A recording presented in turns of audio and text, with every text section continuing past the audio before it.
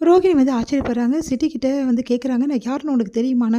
"எனக்கு நல்லாவே தெரியும். எல்லாத்தையுமே வந்து சத்யா சொல்லியிருக்கான்." அப்படின்னோனே, "அப்போ சத்யா உன்கிட்ட தான் வேலை பார்க்குறானா?" "ஆமா. என் கூட தானே இருக்கான். அதனால எல்லா விஷயத்தையும் வந்து சத்யா வந்து என்கிட்ட சொல்லியிருக்கான். அதனால எந்த பிரச்சனையும் கிடையாது. உங்கள பத்தி எல்லாமே எனக்கு தெரியும்." அப்படின்னோன அதிர்ச்சி அடைகிறாரு. "வேற என்னென்ன சொல்லி வச்சிருக்கான்னு தெரியலையே." அப்படின்னு சொல்லிட்டு, சரி ஓகே.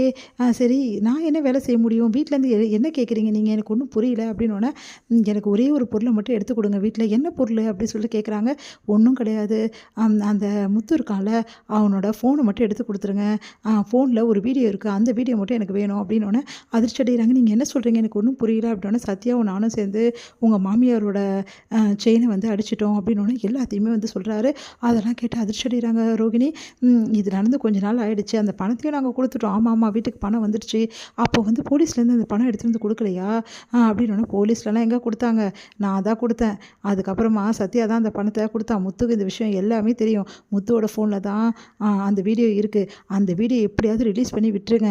அப்புறம் என்ன, அதுக்கப்புறம் நான் பார்த்துக்கிறேன். அந்த முத்துவ பழி வாங்குறதுக்கும், அந்த சத்யாவ பழி வாங்குறதுக்கும் இதான் எனக்கு ஒரே வழி." அப்படின்னோனே, உடனே யோசிக்கிறாங்க. இவ்வளோ நாள் கழிச்சு இப்ப எதுக்கு அத பண்ணணும்? அப்படின்னோனே, "பண்ணி தான் ஆவணும். ஏன்னா இப்ப சத்யாவும், முத்துவும் என்னோட பரம எதிரி ஆயிட்டானுங்க. அவனுங்கள சும்மாவே விடக்கூடாது." அப்படின்றாங்க. "இந்த வீடியோ எடுத்து நீங்க வெளியிட்டீங்கன்னா, நீங்க சொல்ற மாதிரி அந்த ஆள் உங்க பேச்சுக்கே வராத மாதிரி அந்த ஆளோட விஷயத்த பிடிக்க வேண்டியது என்னோட வேலை. என்ன சொல்றீங்க? டீலா?" அப்படின்னு சொல்லிட்டு கேட்டோனே யோசிக்கிறாங்க ரோகிணி. "இங்க பாருங்க, வேற வழியே கிடையாது உங்களுக்கு. அப்புறம் உங்க இஷ்டம்." அப்படின்னோனே, சரி நான் பார்க்குறேன்." அப்படின்னு சொல்லிட்டு ரோகிணி யோசிச்சுட்டே வீட்டுக்கு வராங்க. இங்க வந்து என்ன பண்றாங்க, விஜயா வந்து சமையல் பண்ணிட்டுருக்காங்க. அத பார்த்து ரோகிணி கேட்குறாங்க, "என்ன ஆன்ட்டி நீங்க சமைக்கிறீங்க? மீனா சமைக்கல." "அது ஏம்மா கேட்குற? மீனா எங்க போய் விழுந்து வாரிட்டு வந்திருக்கா.